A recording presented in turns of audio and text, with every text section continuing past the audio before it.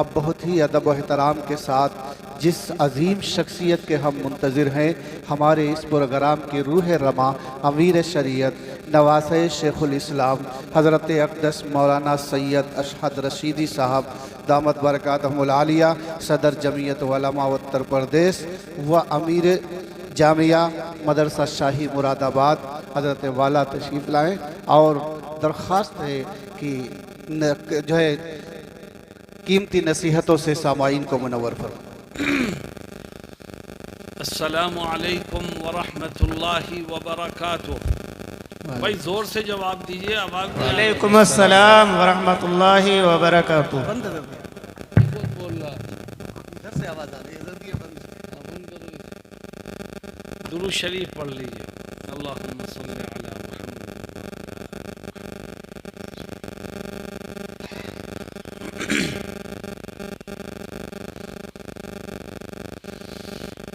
الحمد للہ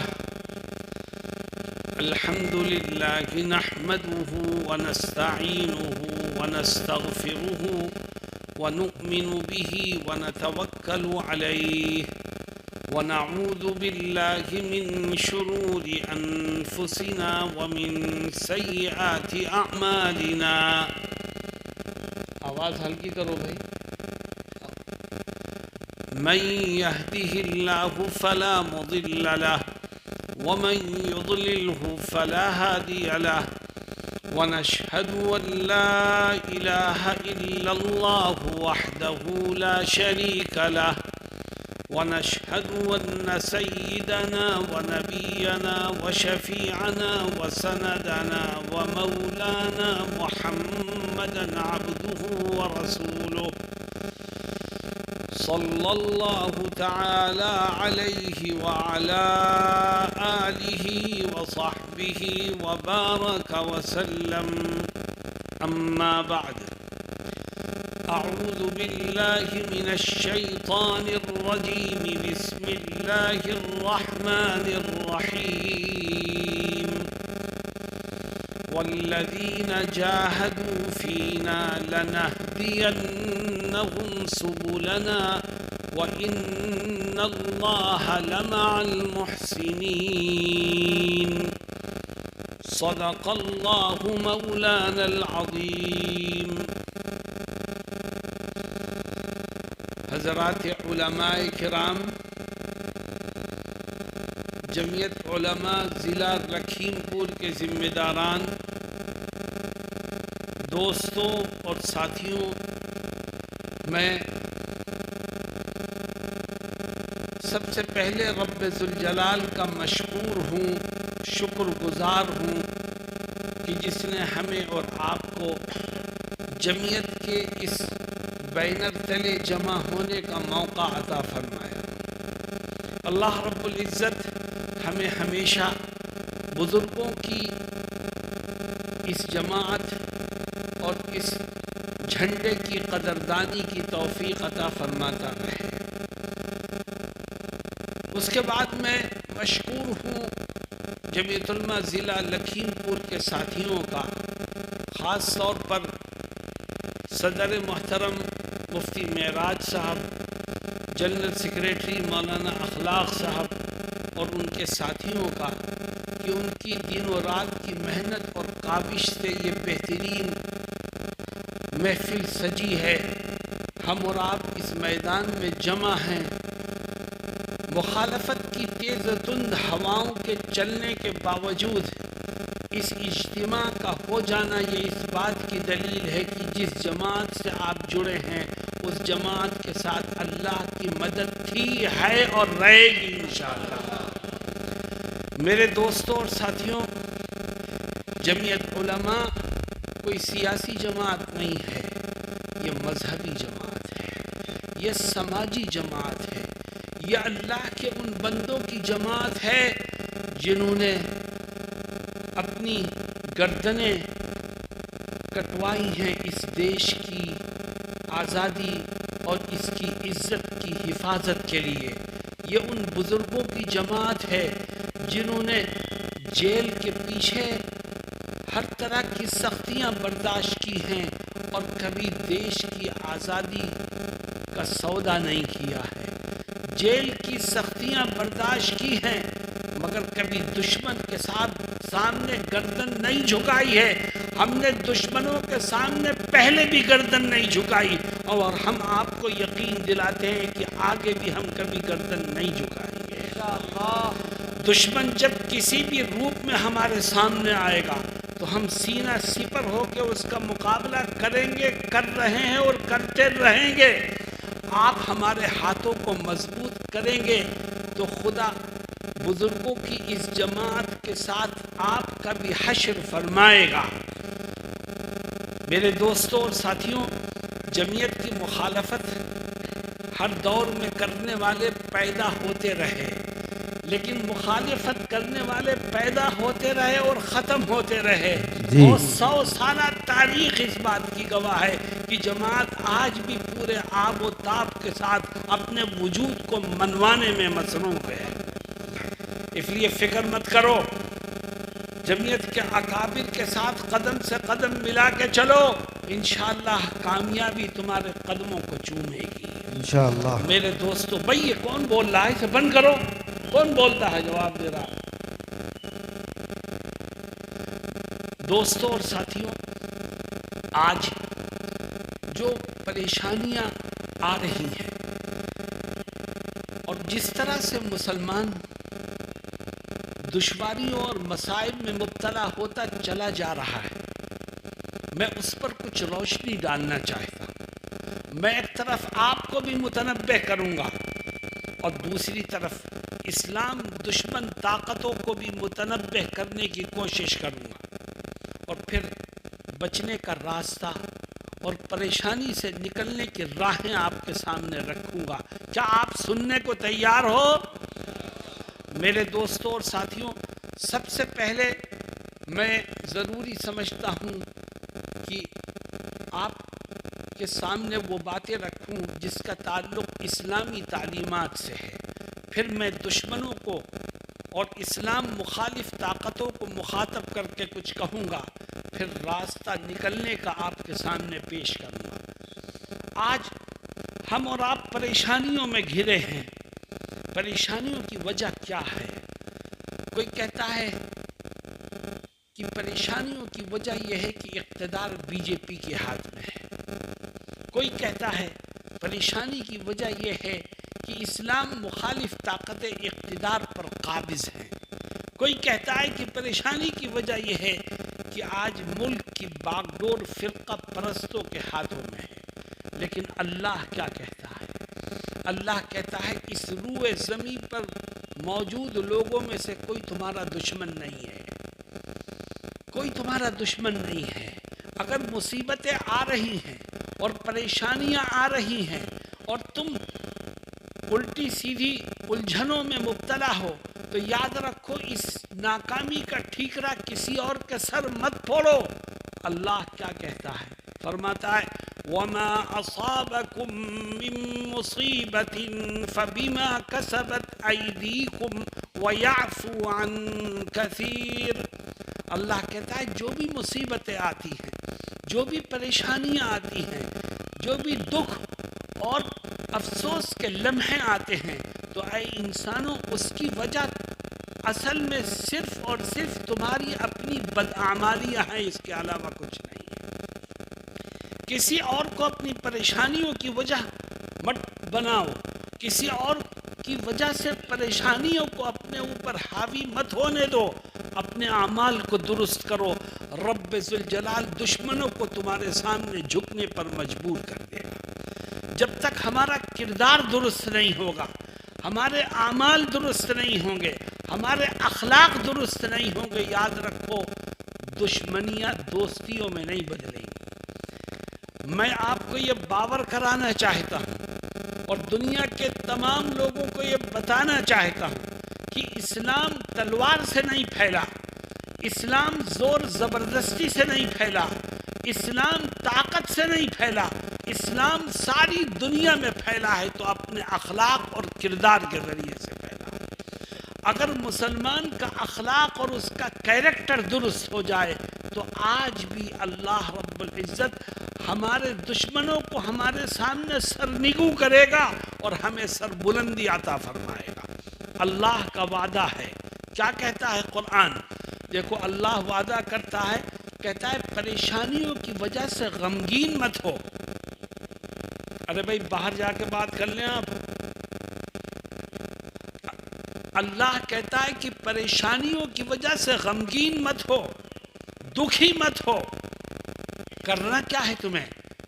فرماتا ہے وَلَا تَهِنُوا وَلَا تَحْزَنُوا وَأَنْتُمُ الْأَعْلَوْنَ إِن كُنتُم مُؤْمِنِينَ۔ تم غمگین مت ہو، کمزور مت پڑو۔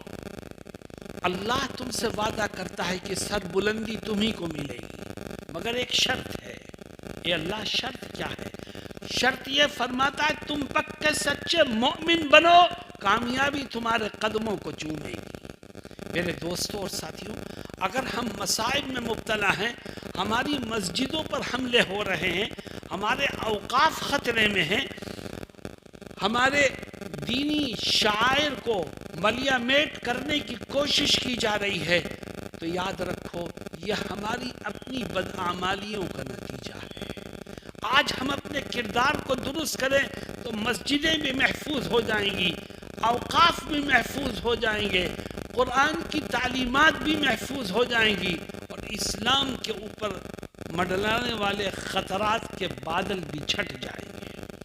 بتاؤ کمیوں کو دور کرنے کو تیار ہو؟ کیا کمیاں ہیں؟ میں ایک حدیث شریف آپ کے سامنے ذکر کروں گا جس میں حضرت محمد مصطفیٰ صلی اللہ علیہ وسلم کیا کہتے ہیں، اور ہمیں اپنے گریبان میں جھانکنا چاہیے ہم کہاں کھڑے۔ اللہ کے نبی علیہ السلام فرماتے ہیں من سرہ ان یحب اللہ ورسولہ او یحبہ اللہ ورسولہ فلیصدق حدیثہ اذا حدث وَلْيُؤَدِّ أَمَانَتَهُ إِذَا اؤْتُمِنَ وَلْيُحْسِنْ جَارَ مَنْ جَاوَرَهُ أَوْ كَمَا قَالَ صلی اللہ علیہ وسلم۔ میرے دوستو، اور جہاں تک میری آواز جا رہی ہے، ہر شخص اپنے گریبان میں جھانکے۔ آقا فرماتے ہیں کہ جو شخص یہ چاہتا ہے کہ وہ اللہ سے محبت کرے، رسول سے محبت کرے، یا اللہ اور رسول اس کو اپنا محبوب بنا لے، جو خدا کا محبوب بننا چاہتا ہے، جو رسول کا محبوب بننا چاہتا ہے، تو اس کو چاہیے کہ وہ اپنے اندر 3 خوبیوں کو پیدا کرے۔ جو ان 3 خوبیوں کو اپنے اندر پیدا کرے گا وہ خدا کا بھی محبوب ہوگا اور خدا کے رسول کا بھی محبوب ہوگا۔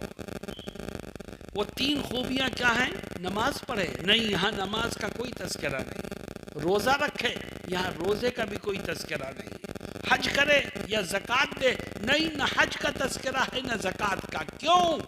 اس لیے کہ نماز پڑھنا تو فرض ہے، روزہ رکھنا بھی فرض ہے، مالدار کے لیے زکوٰۃ دینا، حج کرنا فرض ہے۔ ان فرائض کے بغیر تو دین مکمل ہی نہیں ہوتا۔ یہ تو ضروری اور لازم ہے، لیکن یاد رکھو تم نماز پڑھو گے، روزہ رکھو گے، حج کرو گے، زکوٰۃ دو گے، دیندار بن جاؤ گے، پر اللہ کے محبوب ابھی نہیں بنے۔ اللہ کے محبوب اس وقت بنو گے جب نماز بھی پڑھو، روزہ بھی رکھو، حج بھی کرو، زکوٰۃ بھی دو، اور اسی کے ساتھ ساتھ اپنے اندر 3 خوبیوں کو اور پیدا کرو۔ میرے دوستوں اور ساتھیوں، وہ 3 خوبیاں ہیں کیا؟ کیسی عجیب خوبیاں! یہی تو اسلام کی تعلیمات کا کمال ہے کہ اللہ کے نبی نے اسلام کو پیش کیا مکے والوں پر، مکے والوں نے قبول نہیں کیا۔ اسلام مکے سے نکلا، مدینے میں پہنچا، اور مدینے سے نکلا تو مشرق و مغرب اور شمال و جنوب ہر طرف اپنے جھنڈے گاڑ دیے۔ کیا چیز تھی یہ؟ اسلام کی اخلاقیات، اسلام کی مانوتا کی جو تعلیم ہے انسانیت کی، اس نے ہر ایک کو اس کا گرویدہ بنا دیا۔ جناب رسول اللہ صلی اللہ علیہ وسلم فرماتے ہیں کہ نماز بھی پڑھو، روزہ بھی رکھو، حج بھی کرو، زکوٰۃ بھی دو، مگر ابھی اللہ کے محبوب اور رسول کے محبوب نہیں بنے. ان تمام فرائض کو انجام دینے کے ساتھ ساتھ 3 کام اور کریں. وہ 3 کام کیا ہیں؟ پہلا کام فرماتے ہیں فَلْيَصْدُقْ حَدِيثَهُ إِذَا حَدَّثَ. پہلا کام یہ ہے کہ تم نمازی ہو، روزہ بھی رکھتے ہو، حج بھی کیا ہے، زکوٰۃ بھی دیتے ہو، بہت اچھی بات ہے، مگر یہ بتا یہ خوبی تیرے اندر ہے کہ نہیں ہے؟ کون سی خوبی؟ کہ جب بھی بول تو سچ بول، ہمیشہ سچ بول، جھوٹ سے پرہیز کر، تو خدا کے محبوب بندوں میں تیرا نام شامل ہو جائے گا. تو نماز بھی پڑھتا ہے مگر جھوٹ بولتا ہے، تو روزہ بھی رکھتا ہے مگر جھوٹ بولتا ہے، تو حج بھی کر رکھا ہے تو نے مگر جھوٹ بولتا ہے، زکوٰۃ بھی دیتا ہے جھوٹ بولتا ہے. یہ بتا تیری نیکیاں قبول ہوں گی تو کیسے ہوں گی؟ میں آپ سے پوچھتا ہوں کہ بتاؤ آج مسلمان جھوٹ بولتا ہے کہ نہیں بولتا؟ بھائی زور سے بتاؤ. تھوڑے سے فائدے کو حاصل کرنے کے لیے جھوٹ بولتا ہے، کبھی نقصان سے بچنے کے لیے جھوٹ بولتا ہے. اللہ کے نبی صلی اللہ علیہ وسلم کیا کہتے ہیں کہ خدا کا محبوب بندہ اگر بننا چاہتا ہے تو تو یہ طے کر کہ زندگی کے ہر قدم پر ہمیشہ میں سچ بولوں گا. مسلمان سے بات کروں گا تب سچ بولوں گا، ہندو سے بات کروں گا تب سچ بولوں گا، سکھ سے بات کروں گا تب سچ بولوں گا، عیسائی سے گفتگو کروں گا تب میرے سامنے کھڑا ہوا شخص کسی بھی مذہب کا ماننے والا ہو، میں جب اس سے بات کروں گا تو سچ بولوں گا. میں آپ سے پوچھتا ہوں کہ اگر آپ سچ بولنے لگے اور ہندوؤں کو بھی پتہ چلے، سکھوں کو بھی پتہ چلے، عیسائیوں اور یہودیوں کو بھی پتہ چلے کہ یہ کلمہ پڑھنے والا کبھی جھوٹ نہیں بولتا، تو بتاؤ آپ کی محبت اس کے دل میں پیدا ہوگی کہ نہیں ہوگی؟ نفرتیں ختم ہوں گی کہ نہیں ہوں گی؟ دوریاں قربت میں بدلیں گی کہ نہیں بدلیں گی؟ میرے دوستوں اور ساتھیوں، آج ہم جھوٹ بولتے ہیں اور ہم اپنوں سے بھی جھوٹ بولتے ہیں، غیروں سے بھی جھوٹ. یہی ہندوستان ہے. مجھے یاد ہے ہم بچپن میں سنا کرتے تھے کہ ایک مسلمان کسی سرکاری محکمے میں ملازم ہوتا، اس کی کرسی پر وہ اکیلا ہوتا اور چاروں طرف کی کرسیوں پر جو بیٹھتے وہ غیر مسلم تھے. لیکن ہوتا کیا تھا، جب ان غیر مسلموں میں کسی معاملے میں اختلاف ہوتا تو وہ کہتے تھے چلو میاں جی کے پاس چلتے ہیں، فیصلہ ان سے کراتے ہیں. کیوں؟ اس لیے کہ ہمیں یقین ہے کہ میاں جی جو بات کہیں گے وہ سچی ہوگی. جب میاں جی کے بارے میں یہ بات طے ہے کہ یہ ہمیشہ سچ بولتے ہیں تو لوگوں کے دل میں سچائی کی وجہ سے محبت تو پیدا ہو سکتی ہے، نفرت کبھی پیدا نہیں. میرے دوستوں اور ساتھیوں، آؤ ہم بھی طے کریں کہ انشاءاللہ جب بھی بولیں گے تو سچ بولیں گے اور ہمیشہ جھوٹ سے خود بھی بچیں گے اور اپنے آل اولاد کو اور اپنے رشتہ داروں کو بھی جھوٹ سے بچنے کی تلقین کریں گے. تو انشاءاللہ نفرت کی فضا کو خدا محبت میں تبدیل فرما دے گا. میرے دوستوں اور ساتھیوں، میں ایک یورپین ملک میں گیا، وہاں جو بسیں چلتی تھیں ان بسوں میں کوئی کنڈکٹر نہیں ہوتا تھا اور سسٹم یہ تھا کہ آدمی بس کے پہلے دروازے میں داخل ہوتا، سامنے لسٹ لگی ہے تمہیں جہاں جانا ہے وہاں کا خرچہ 10 روپے ہے، $10 ہے، $2 ہے، $1 ہے. آپ لسٹ میں دیکھیے اور جتنے پیسے لکھے ہوئے ہیں اتنے پیسے وہاں کے باکس میں آپ ڈال دیجئے اور جا کے سیٹ پہ بیٹھ جائیے. نہ کوئی ٹکٹ دینے والا نہ کوئی پوچھنے والا. اس بس کے اندر 4 آدمی سوار ہوتے ہیں، 4 میں 3 عیسائی تھے، 1 مسلمان تھا. عیسائی آگے تھے، مسلمان پیچھے تھا. عیسائیوں کا ملک. وہ بس میں داخل ہوئے اور انہوں نے اس باکس میں پیسے ڈالنے کے بجائے سیدھے سیٹ پر گئے اور جا کے بیٹھ گئے کیونکہ کوئی پوچھنے والا تھا ہی نہیں. لیکن وہ مسلمان داخل ہوا، اس نے پہلے جیب سے پیسے نکالے اور اس باکس میں پیسے ڈالے، پھر جا کے وہ آگے بیٹھا. ڈرائیور دیکھ رہا تھا یہ حرکت. اس نے جا کے اسٹاپ پر بس روکی اور اپنے ذمہ داروں کو بلا کے اس مسلمان کا تعارف کروایا. کس چیز سے تعارف کروایا؟ کہ میری بس میں آج اگر سب سے زیادہ ایماندار کوئی شخص ہے تو یہ ہے. کیوں؟ اس لیے کہ اس نے بس میں سوار ہو کر کرائے کے پیسے بکس میں ڈالے اور اس کے علاوہ کسی نے بھی بکس میں کرائے کے پیسے نہیں ڈالے. یہ مسلمان کی شناخت ہے. اور جب اس کا یہ تعارف کروایا تو وہ جو بس کے ذمہ داران تھے انہوں نے اس کا اعزاز و اکرام کیا اور کہنے لگے کہ مجھے اپنے دفتر سے بغیر کافی پیے انہوں نے جانے کی اجازت ہی نہیں دی. مجھے کافی پلائی. وہ تو غیر لوگ تھے، ان کی زبان بھی دوسری، ان کا کلچر بھی دوسرا، ان کی رنگت بھی دوسری، مگر وہ پھر بھی ایک مسلمان کا اعزاز کر رہے ہیں. کیوں؟ اس کے اخلاق اور کردار کی وجہ سے. میرے دوستوں اور ساتھیوں، اپنے گریبان میں جھانکو. آؤ ہم طے کریں کہ انشاءاللہ ہم اپنی اس کمی کو دور کریں گے. کرو گے انشاءاللہ؟ نمبر 2، نبی کریم صلی اللہ علیہ وسلم فرماتے ہیں کہ اگر خدا اور رسول کے محبوب بننا چاہتے ہو تو ایک دوسرا کام بھی کرو. نماز بھی پڑھو، روزہ بھی رکھو، حج بھی کرو، زکوٰۃ بھی دو، لیکن ابھی محبوب نہیں بنے. 3 کام اور کرو. اس میں سے دوسرا کام یہ ہے کہ آج سے طے کر لو کہ انشاءاللہ زندگی کے آخری سانس تک جب کسی کا کوئی حق میری طرف نکلے گا تو ایک ایک پائی کا حساب کر کے اس کے حق کو ادا کر دوں. تو نماز بھی پڑھتا ہے مگر بھائی کا حق مارتا ہے. تو نماز بھی پڑھتا ہے مگر بہنوں کا حق دبا رکھا ہے. تو نماز بھی پڑھتا ہے مگر پڑوسی کی حق تلف.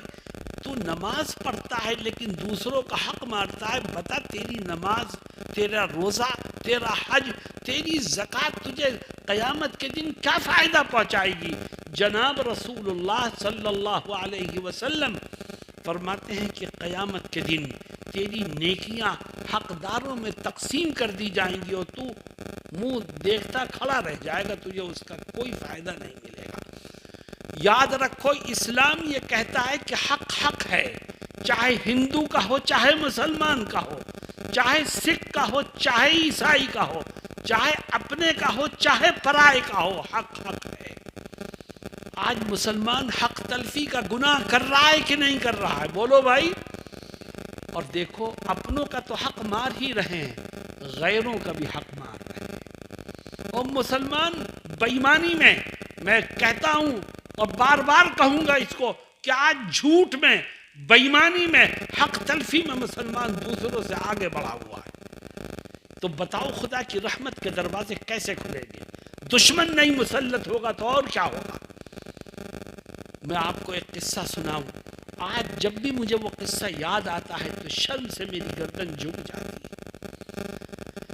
حیدرآباد میں جمعیت علماء حیدرآباد کے ایک جنرل سیکریٹری تھے، ان کا انتقال ہو گیا. اللہ رب العزت ان کی مغفرت فرمائے. ایک دن وہ مراد آباد آ گئے اچانک. ان کے ساتھ ایک ساتھی. میں نے کہا بھائی مولانا اچانک مراد آباد آ گئے، آپ نے نہ فون کیا نہ بتایا. تو کہنے لگے یہ جو میرے ساتھ ہیں یہ ایک غیر مسلم ہیں اور ان کا نام ہے رام راج. انہوں نے مجھ سے کہا کہ چلو مراد آباد چلو. تو ان کا ایک مسئلہ ہے، اس لیے میں انہیں لے کے آ گیا. میں نے کہا مسئلہ کیا ہے؟ کہنے لگے مسئلہ یہ ہے کہ مراد آباد کے ایک مسلمان نے ان سے کاروباری کانٹیکٹ کیا، رابطہ کیا، اور اس نے ان سے لین دین کا معاملہ کیا. جو مراد آبادی برتن تیار ہوتے ہیں اس کی خرید و فروخت کا مسئلہ تھا. تو وہ مسلمان یہ کہتا ہے ان سے کہ تم 10 لاکھ روپے میرے اکاؤنٹ میں ڈالو، میں مال یہاں سے بھیجتا ہوں. انہوں نے وہ 10 لاکھ روپے ڈال دیے. 6 مہینے ہو گئے، 10 لاکھ تو اس کے اکاؤنٹ میں پہنچ گئے لیکن مال آج تک ان تک نہیں پہنچ سکا. ہم آپ سے مدد کے طالب ہیں کہ کسی طرح سے ان کا معاملہ صاف کروائیں. میں نے کہا کہ بھئی وہ کون ہے، اس کا نمبر مجھے دو. خیر وہ نمبر مل گیا. میں نے اسے فون کیا. تو اس نے فون اٹھا لیا، میں نے اپنا تعارف کرایا اور میں نے کہا یہ رام راج نامی حیدرآباد کا ایک شخص ہے، تم جانتے ہو اسے؟ کہنے لگا ہاں جانتا ہوں، میرا کاروباری لین دین ہے۔ میں نے کہا اس نے تمہارے اکاؤنٹ میں 10 لاکھ روپے ڈالے کہ ہاں ڈالے؟ میں نے کہا تم نے مال بھیجا کہ بھیج دوں گا؟ میں نے کہا یاد رکھ، تو نے اپنے آپ کو ذلیل نہیں کیا ہے، صرف تو نے اسلام کے روشن چہرے پر بھی کالک پوتنے کی کوشش کی ہے۔ مگر لیکن یاد رکھنا، تو جیسے لوگوں کو خود ذلت اور رسوائی کا سامنا کرنا پڑے گا، اسلام کی تعلیمات روز روشن کی طرح آیا ہیں۔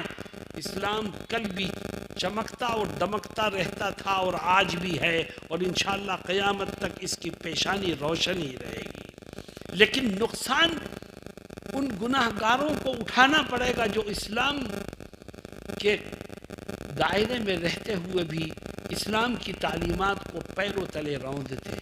میرے دوستو سوچو کہ جس رام راج کو کوئی مسلمان دھوکہ دے کر اس کے 10 لاکھ روپے ہڑپ لے گا، وہ کبھی بھی اسلام کے قریب آئے گا؟ بولو بھائی، ہمیشہ وہ اسلام سے بھی نفرت کرے گا اور مسلمانوں سے بھی نفرت کرے گا۔ جناب رسول اللہ صلی اللہ علیہ وسلم یہ حکم دیتے ہیں کہ اگر اللہ اور رسول کے محبوب بننا چاہتے ہو تو اپنے اخلاق اور کردار کو درست کرو، اور یہ عہد کرو کہ جب کسی کا کوئی حق میری طرف نکلے گا تو میں اس کے حق کو ادا کر دوں گا، چاہے ہندو کا ہو چاہے مسلمان کا ہو۔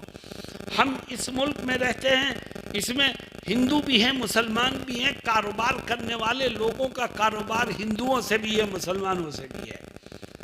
میں آپ کو یقین دلاتا ہوں کہ جو مسلمان کاروباری ایمانداری اور سچائی سے کاروبار کرتا ہے، اس کے گاہک آج بھی مسلمانوں سے زیادہ ہندو ہیں، اور اس کی دکان پر جا کر اس سے کاروبار کرنے میں فخر محسوس کرتے ہیں کہ یہ سچا آدمی ہے، ایماندار آدمی۔ میرے دوستوں اور ساتھیوں، آؤ ہم طے کریں کہ انشاءاللہ ہمیشہ حق تلفی کے گناہ سے بچنے کی کوشش کریں گے، اور جب کسی کا کوئی حق نکلے گا تو اس کو ادا کرنے کی بھرپور کوشش زندگی کے آخری سانس تک کرتے رہیں گے۔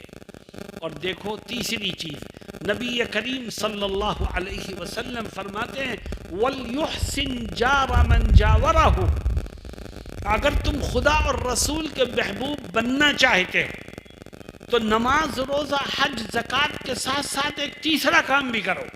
اے اللہ کے نبی، وہ تیسرا کام کیا ہے؟ فرماتے ہیں وہ تیسرا کام یہ ہے کہ تم آج سے اس بات کا عہد کر لو کہ میں اپنی زبان سے، اپنے ہاتھ سے، اپنے عمل سے، اپنے کردار سے کبھی اپنے پڑوسی کے دل کو ٹھیس نہیں پہنچاؤں گا۔ جو پڑوسی کو تکلیف پہنچانے سے بچے وہ اللہ اور رسول کے محبوب بننے میں کامیاب ہوگا۔ اور یاد رکھو، پڑوسی کون ہے؟ جس کی دیوار تیری دیوار سے ملی ہے، یا جس کا دروازہ تیرے دروازے کے سامنے، وہ تیرا پڑوسی ہے، چاہے اس کا دین و دھرم کچھ بھی ہو، چاہے اس کا رنگ و نسل کچھ بھی ہو، چاہے اس کی قومیت اور برادری کچھ بھی ہو، وہ پڑوسی ہے۔ اگر پڑوسی مسلمان ہو سکتا ہے تو ہندو بھی ہو سکتا ہے، سکھ بھی ہو سکتا ہے، عیسائی بھی ہو سکتا ہے، اور اسلام تعلیم دیتا ہے کہ اپنے پڑوسیوں کے ساتھ حسن سلوک کرو۔ میرے دوستوں اور ساتھیوں، آج حال یہ ہے کہ جس محلے میں مسلمان داخل ہوتے ہیں تو مسلمانوں کی بد اخلاقی کی وجہ سے ہندو وہاں سے جانے پر مجبور ہو جاتا ہے۔ ہم اپنے کردار کو درست کریں اور ہم ان کو یہ باور کرائیں کہ ہم آپ کے محافظ ہیں، ہم آپ کے دوست ہیں، ہم دکھ سکھ میں آپ کے ساتھ کھڑے ہیں۔ میرے دوستوں اور ساتھیوں، اسلام کی یہ تعلیمات ہیں، اور آج ہم ان تعلیمات کو بھول چکے ہیں۔ کسی مسلم محلے میں داخل ہو تو ایسا لگتا ہے کہ ہر پڑوسی کا ہاتھ دوسرے پڑوسی کے گریبان پر ہے۔ سائیکل کھڑی کرنے پر لڑائی ہوگی، نالی صاف کرنے پر لڑائی ہوگی، کوڑا ڈالنے پر لڑائی ہوگی، دروازہ کھولنے اور بند کرنے پر لڑائی ہوگی۔ یہ مسلمان اپنی شناخت بنا رہا۔ اللہ رب العزت ہمیں صحیح اخلاق اور کردار کو اپنانے کی توفیق عطا فرمائے۔ میرے دوستوں اور ساتھیوں، آپ نے نام سنا ہوگا حضرت شیخ الاسلام مولانا حسین احمد مدنی رحمہ اللہ کا نام سنا ہے بھائی؟ دیکھو انہوں نے اپنا کیا کردار پیش کیا۔ انگریز کے خلاف جدوجہد آزادی میں حصہ لیتے ہوئے سہارنپور کی پولیس نے ان کو گرفتار کر لیا، اور ان کے ساتھ کچھ ہندو قائدین کو بھی گرفتار کیا گیا، اور سب کو سہارنپور جیل میں بند کر دیا گیا۔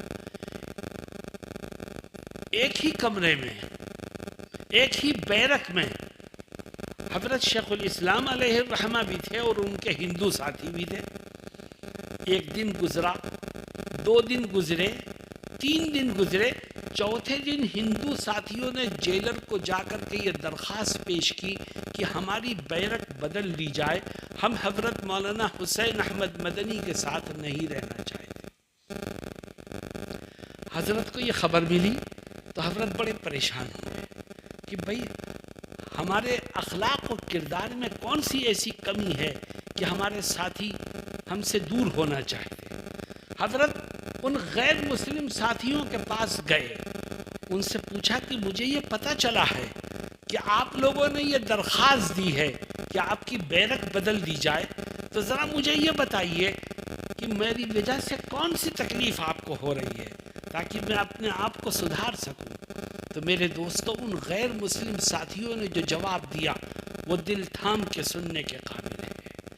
وہ کہنے لگے کہ مولانا مدنی صاحب، ہم آپ کے ساتھ 3 دن رہے، ہم نے دیکھا کہ آپ ہمیں پہلے کھلاتے ہیں، خود بعد میں کھاتے ہیں، آپ ہمارے بستر کو صاف کرتے ہیں، آپ ہمارے کپڑوں کو طے کر کے رکھ دیتے ہیں، آپ ہماری خدمت کرتے ہیں، تو ہمیں ڈر ہوا کہ اگر ہم کچھ دن آپ کے ساتھ اور رہیں گے تو کہیں مسلمان نہ ہو جائیں، اس لیے ہم چاہتے ہیں کہ ہماری بیرک کو بدل دیا جائے۔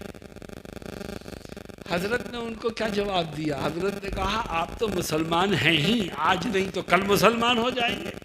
میرے دوستو، یہ ہمارے بزرگوں کے اخلاق اور کردار تھا جس نے اس دیش کو سجایا اور سنوارا تھا، اور یہی نبی کریم صلی اللہ علیہ وسلم کا پیغام ہے۔ آؤ ہم طے کریں کہ انشاءاللہ ہم اللہ کے نبی کی ان تعلیمات پر عمل کریں گے، ہم ہمیشہ سچائی کو بڑھاوا دیں گے، ہم انشاءاللہ دوسروں کے حقوق کو ادا کریں گے، ہم اپنے پڑوسیوں کے ساتھ حسن سلوک کریں گے۔ اور میرے دوستوں، ایک بات اور طے کر لو، یہ قومی یکجہتی کا پروگرام ہے، ایک بات اور طے کر لو کہ انشاءاللہ ہم برائی کا بدلہ بھلائی سے دینے کی کوشش کریں گے۔ اپنے آپ کو قوت برداشت کا حامل بناؤ۔ غصے سے بے قابو ہونا یہ کمال کی بات نہیں ہے، غصے کو قابو اور کنٹرول میں رکھنا یہ کمال کی بات ہے۔ جذبات میں آ کے الٹے سیدھے فیصلے کرنا یہ کمال کی بات نہیں ہے، جذبات کو دبانا یہ کمال کی بات ہے۔ اس لیے اللہ قرآن کریم میں کیا کہتا ہے؟ فرماتا ہے وَلَا تَسْتَوِي الْحَسَنَةُ وَلَا السَّيِّئَةُ ادْفَعْ بِالَّتِي هِيَ أَحْسَنُ فَإِذَا الَّذِي بَيْنَكَ وَبَيْنَهُ عَدَاوَةٌ كَأَنَّهُ وَلِيٌّ حَمِيمٌ۔ اللہ کہتا ہے کہ برائی اور بھلائی برابر نہیں ہے، اور دوسری بات کیا کہتا ہے کہ برائی کا بدلہ بھلائی سے دو، بدسلوکی کا بدلہ حسن سلوک سے دو۔ اے اللہ، اگر ہم نے بدسلوکی کرنے والے کے ساتھ حسن سلوک کیا، ہمت سے کام لیا، اور اس کی بدسلوکی کا بدلہ اچھے سلوک سے دیا، تو ہمیں ملے گا کیا؟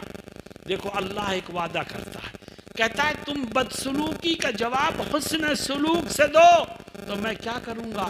میں یہ کروں گا کہ جو آج تمہارا جانی دشمن ہے میں اس کو تمہارا جگری دوست بنا دوں گا۔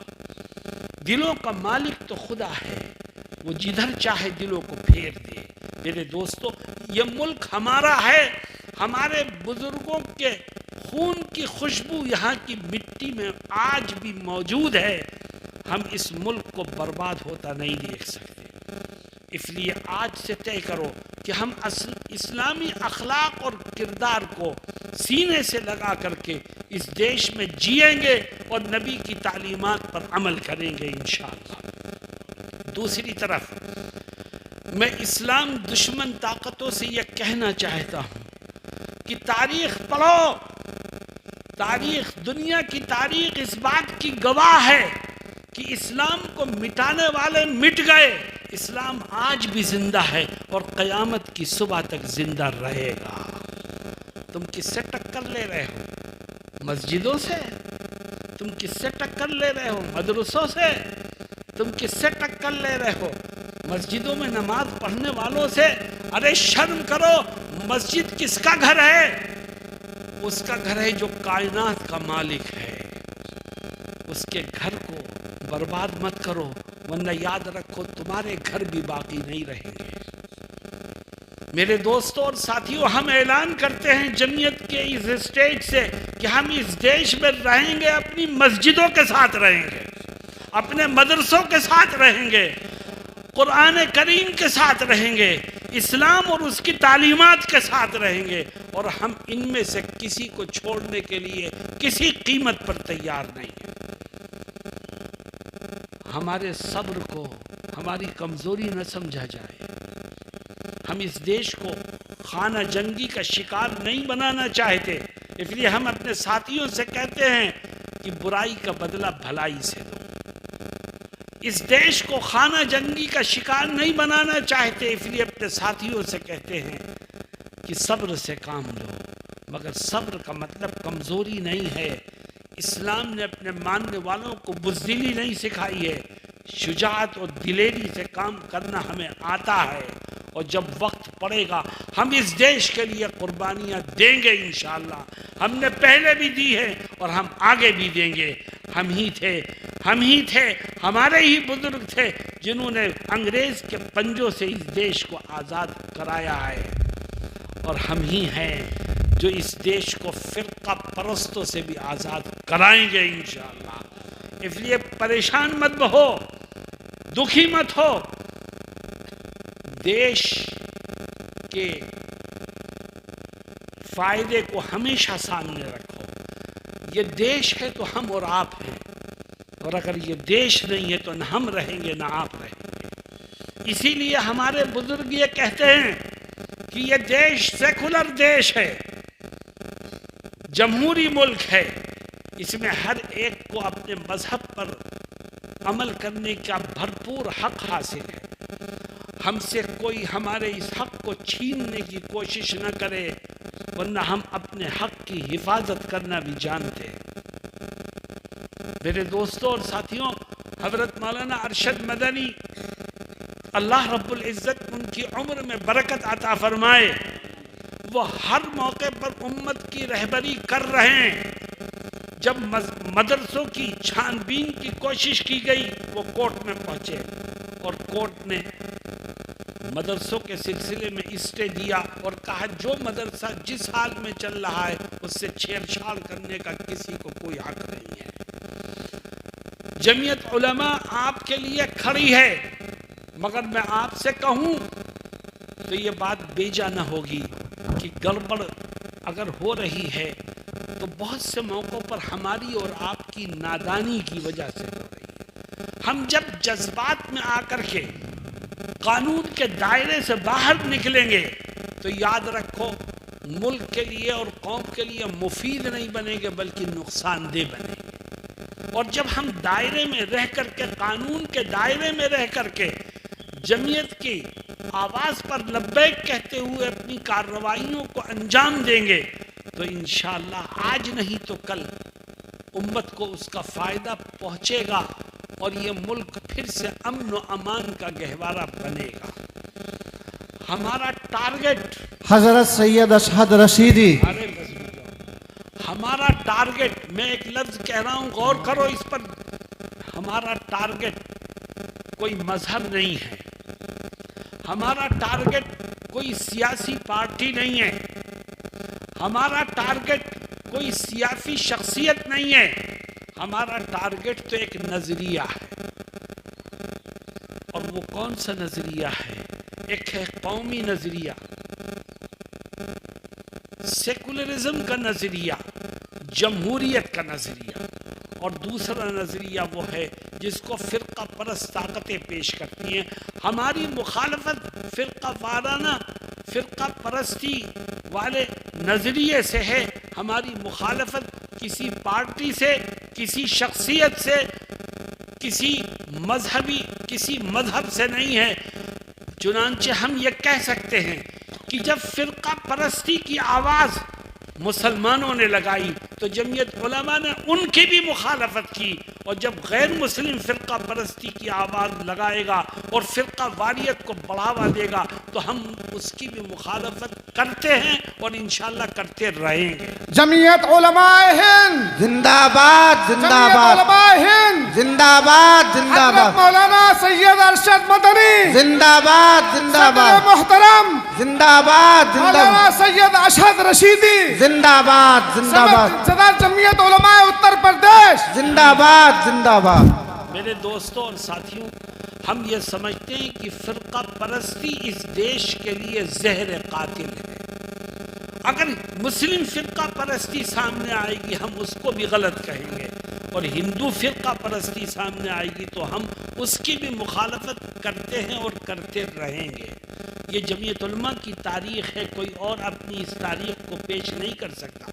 ملک کی آزادی کے بعد جب تقسیم ملک کا نعرہ بلند کیا اور کچھ فرقہ پرست مسلمانوں نے پاکستان کی آواز بلند کی تو مسلمانوں کی صرف ایک تنظیم تھی، جمعیت علماء ہند، جس نے ان کا مقابلہ کیا اور کہا ہمارا یہ ملک متحد ہے، اس کو متحد ہی رہنا چاہیے، ہم تقسیم ملک کی مخالفت کرتے ہیں، مسلم فرقہ پرستی کو ہم ملک کے لیے زہر سمجھتے ہیں۔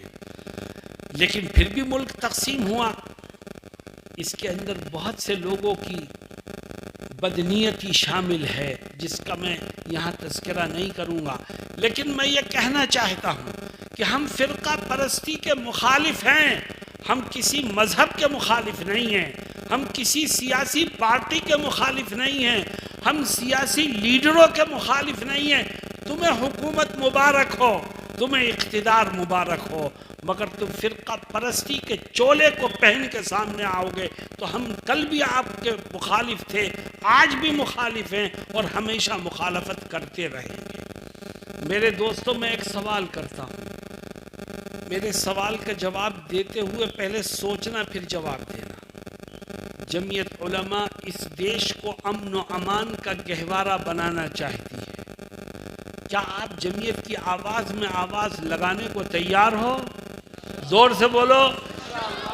جمعیت علماء اس دیش میں پیار و محبت اور الفت کے دیپ جلانا چاہتی ہے، کیا آپ اس کے لیے تیار ہو؟ انشاءاللہ۔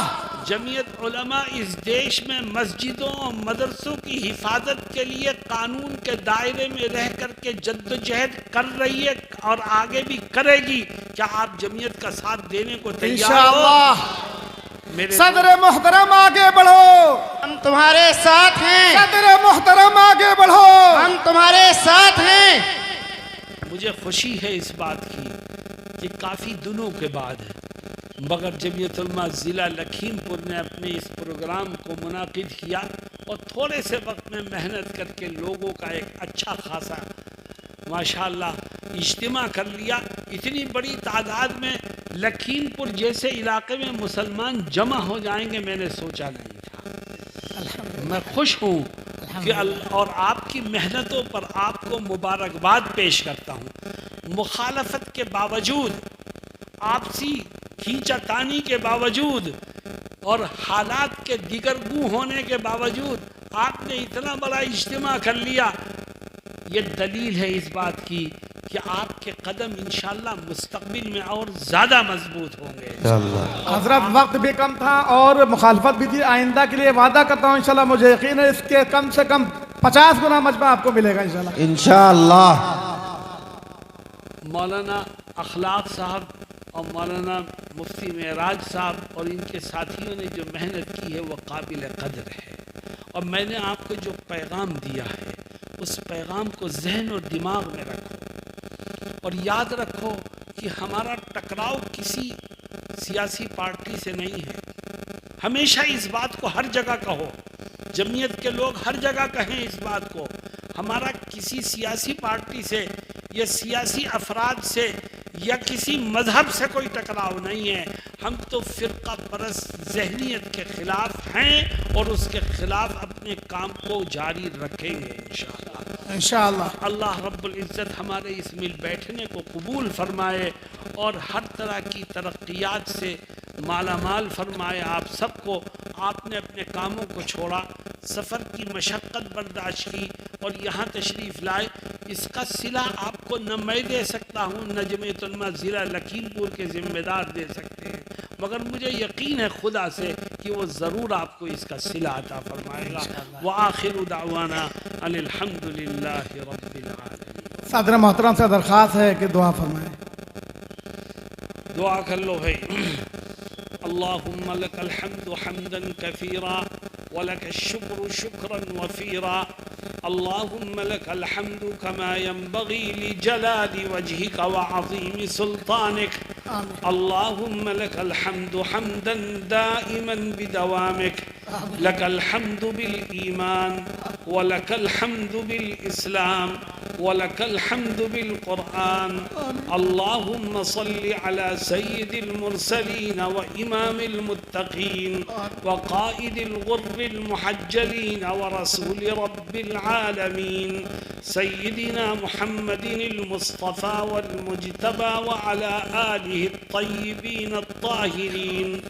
اللهم ربنا آتنا في الدنيا حسنة وفي الآخرة حسنة وقنا عذاب النار وقنا عذاب القبر وقنا عذاب الحشر وقنا عذاب الدنيا. اللهم أعز الإسلام والمسلمين. اللهم انصر الإسلام والمسلمين. اللهم أعلِ كلمة الإسلام والمسلمين. اللهم اخذل الكفرة واليهود والنصارى والمشركين الذين يصدون عن سبيلك ويتعدون حدودك ويقاتلون أولياءك.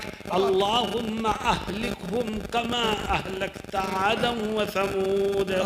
اللهم خذهم أخذ عزيز مقتدر. اے اللہ ہمارے اس مل بیٹھنے کو قبول فرما. اے اللہ حالات کو تبدیل فرما. اے اللہ نفرتوں کو محبت سے بدل دے. اے اللہ مخالفتوں کی فضا کو ختم فرما. اے اللہ اس دیش میں امن و امان کو قائم فرما.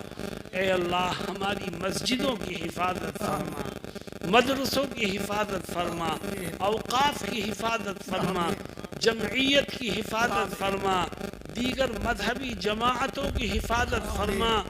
اے اللہ ہمیں ایک دوسرے کے ساتھ اچھے اخلاق اور کردار کو پیش کرنے کی توفیق عطا فرما. اے اللہ اس ملک کے اندر نفرت کے سوداگروں کو ناکام فرما.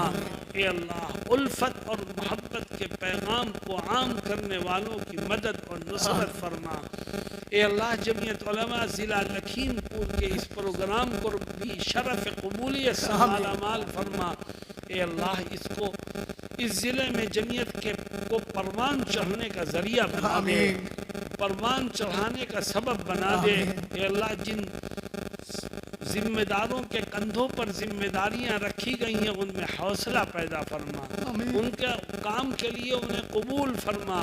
اے اللہ ان میں ہمت اور شجاعت کو پیدا فرما. بزرگوں کے نقش قدم پر چل کر جمعیت کی خدمت کرنے کی توفیق سے انہیں مالا مال فرما. اے اللہ آپسی اختلافات کو دور فرما. میں اپنے ساتھیوں سے کہوں گا کہ اپنے دلوں کو کشادہ رکھیں اور اپنے ساتھیوں کو جوڑیں اور ہر طرح کی نفرتوں کو ختم کریں. اے اللہ امت پر رحم فرما، کرم فرما. اے اللہ ہمارے اندر کمیاں ہیں، اے اللہ ہمارے اندر خطائیں ہیں، اے اللہ ہم گناہوں کے عادی ہیں. اے اللہ ہم توبہ کرتے ہیں.